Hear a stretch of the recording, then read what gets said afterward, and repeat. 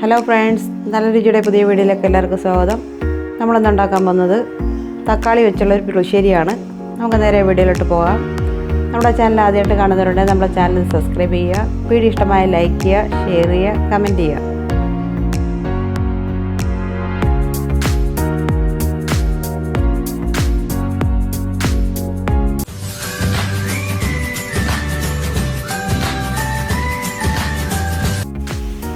അപ്പോൾ നമ്മൾ പാൻ വെച്ച് എണ്ണ ഒഴിച്ചിട്ടുണ്ട്. അതിലേക്ക് ഒരു സവാള പൊടിയായിട്ട് അരിഞ്ഞത് അതിനകത്തോട്ട് ആഡ് ചെയ്യുകയാണ്. അതിലേക്ക് ഒരു 4 അല്ലി വെളുത്തുള്ളി പൊടിയായിട്ട് അരിഞ്ഞത്, ഒരു 4 പച്ചമുളക് ചെറുതായിട്ടൊന്ന് മാടി വരുന്നിടം വരെ ഇളക്കി കൊടുക്കാം.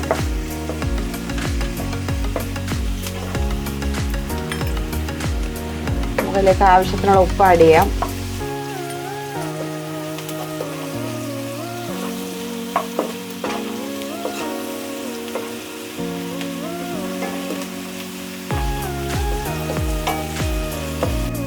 ഇതിലേക്ക് നമുക്ക് ഒരു 2 കറിവേപ്പിലയും കൂടെ ആഡ് ചെയ്യാം.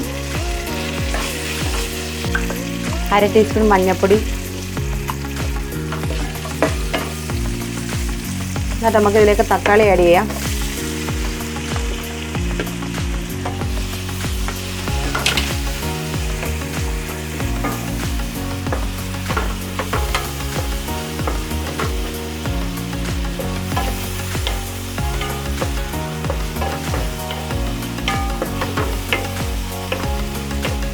ഞാൻ ഇതിലേക്ക് ചെറിയ 3 പഴുത്ത തക്കാളിയാണ് ആഡ് ചെയ്തേക്കുന്നത്.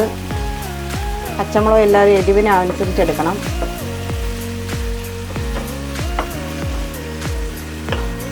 ഇതിലേക്ക് നമുക്കൊരു ശകലം വെള്ളം കൂടെ ആഡ് ചെയ്യാം.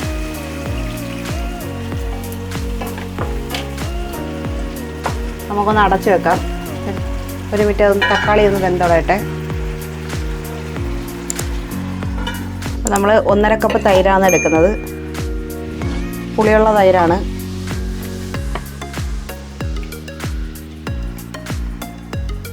നമുക്കിതൊന്ന് അടിച്ചെടുക്കാം.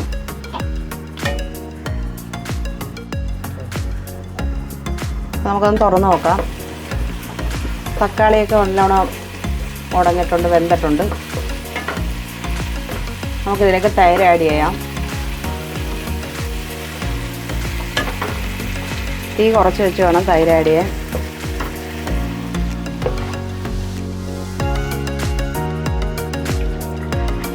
സ്വല്പം വെള്ളം കൂടെ ഒഴിക്കാം.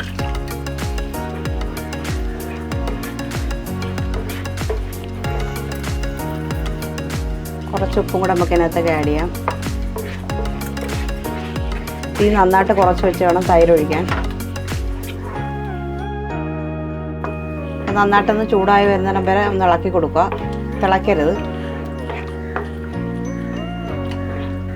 അപ്പോൾ നമ്മൾ തൈര് നന്നായിട്ട് ചൂടായിട്ടുണ്ട്. നമുക്ക് ഇതിന് താളിപ്പം കൂടെ കൊടുക്കാം.